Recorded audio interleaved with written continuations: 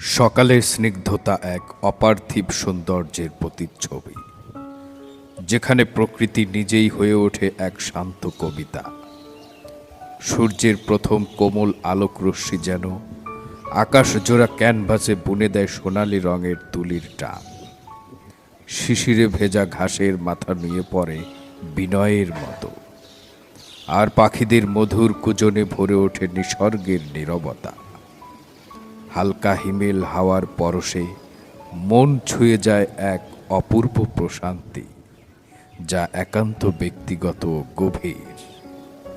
এই সময়টায় চারপাশের নিস্তব্ধতা যেন জীবনের ব্যস্ততা থেকে এক টুকরো মুক্তির খোঁজ দেয়। সকালের এই নরম আলোর পরশে প্রতিটি প্রাণ যেন নতুন করে বাঁচার স্বপ্ন দেখে। আশার আলোয় হৃদয় ভরে ওঠে।